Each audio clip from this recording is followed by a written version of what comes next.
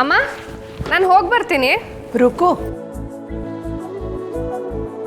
ರುಕು, ಮನೇಲಿ ದಿನಸಿ ಎಲ್ಲ ಖಾಲಿಯಾಗಿದೆ ಕಣೆ, ಬರೋವಾಗ ತಂದುಬಿಡ್ತೀಯಾ? ಸರಿ ನಮ್ಮ ತಗೋಬರ್ತೀನಿ. ಅಮ್ಮ ಅಕ್ಕ ಎಲ್ಲಿದ್ದಾಳೆ? ಕಾಣಿಸ್ತಾನೆ ಇಲ್ಲ. ಏನೋ ಅರ್ಜೆಂಟ್ ಕೆಲಸ ಇದೆ ಅಂತ ಅವಳು ಈಗ ತಾನೇ ಹೊರಗಡೆ ಹೋದ್ಲು ರುಕು. ಅರ್ಜೆಂಟ್ ಕೆಲಸನ? ಅವಳು ಒಬ್ಳನ್ನೇ ಹೋಗೋಕೆ ಬಿಟ್ಟಿದ್ಯಲ್ಲಮ್ಮ. ಅವಳಿರೋ ಪರಿಸ್ಥಿತಿಲಿ ಹೊರಗೆ ಹೋಗೋದು ಸರಿನಾ? ನೀನೇ ಹೇಳು.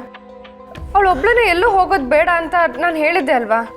ಇಲ್ಲ ರುಕು, ಅವಳು ತುಂಬ ದಿನ ಆದಮೇಲೆ ಲವಲವಿಕೆಯಿಂದ ಇದ್ಲು, ಹೋಗ್ತೀನಿ ಇದ್ಲು, ಅದಕ್ಕೆ ಹೋಗಿ ಬರಲಿ ಅಂತ ನಾನು ಸುಮ್ಮನಾದೆ.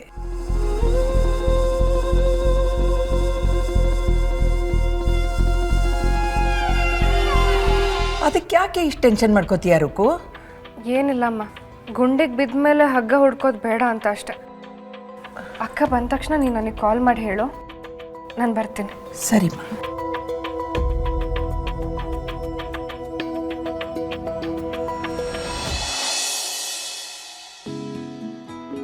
ಲೇ ಬಾಲು, ಏನು ದಿಢೀರಂತ ಒಂದು ಫೋನ್ ಇಲ್ಲ ಏನಿಲ್ಲ, ಹೆಂಡ್ತಿನ ಕರ್ಕೊಂಡು ಸೀದಾ ಮನೆಗೆ ನುಗ್ತಾ ಇದೆಯಾ?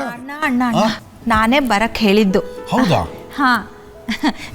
ಏನಣ್ಣ ಇದು, ಅತಿಥಿಗಳು ಮನೆಗೆ ಬಂದರೆ ನಿಲ್ಸ್ಕೊಂಡು ಮಾತಾಡೋದು ಚೆನ್ನಾಗಿರುತ್ತಾ? ನೀವು ಕೂತ್ಕೊಳ್ಳಿ. ಇವನು ಯಾವಾಗ ಅತಿಥಿ ಅದ? ಸರಿ, ನೀವು ಕೂತ್ಕೊ ಅಣ್ಣ. ನಿಶ್ಚಿತಾರ್ಥದ ಡೇಟ್ ಫಿಕ್ಸ್ ಮಾಡೋಣ ಅಂತ ಅರ್ಚಕರಿಗೆ ಬರಕ್ಕೆ ಹೇಳಿದ್ದೆ. ಇನ್ನೇನು ಬಂದ್ಬಿಡ್ತಾರೆ. ಹ್ಞೂ ಅಣ್ಣ. ಓಹ್, ಬಂದ್ರಲ್ಲ, ಬನ್ನಿ ಬನ್ನಿ ಕೂತ್ಕೊಳ್ಳಿ.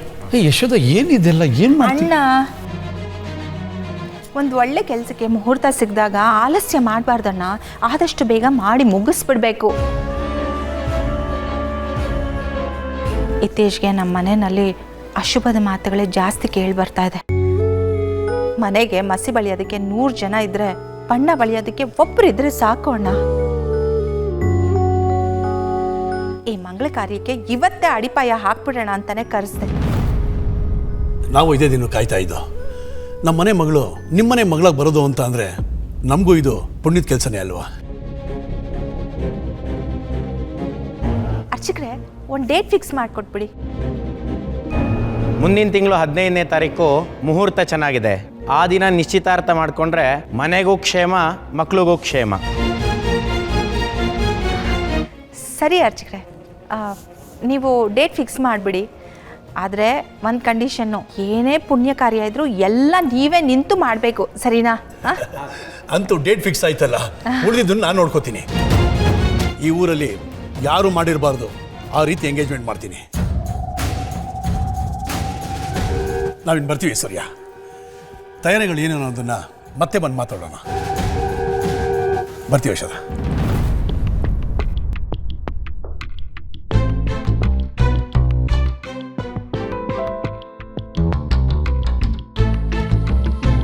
ಏನಿದು ಅಧಿಕ ಪ್ರಸಂಗ ಯಶೋದ? ಒಂದು ಮಾತು ನನಗೆ ಹೇಳಲ್ವ? ನಿನ್ನಿಷ್ಟಕ್ಕೆ ಎಲ್ಲ ಮಾಡ್ತಾ ಇದೀಯಾ? ನಿನ್ನ ಮುದ್ದು ಕೃಷ್ಣ ಒಳಗಡೆ ಇದ್ದಾನೆ. ಅವನು ಮಾಡಿರೋ ಎಡವಟ್ಟಿನಿಂದ ಆ ಕೇಸು ನನ್ನ ತಲೆ ಮೇಲೆ ಹೇಗೆ ಬರುತ್ತೋ ಯೋಚನೆ ಮಾಡ್ತಾ ಇದ್ದೀನಿ. ಇದು ಯಾವುದ್ರ ಯೋಚನೆನೂ ನಿನಗಿಲ್ವಾ?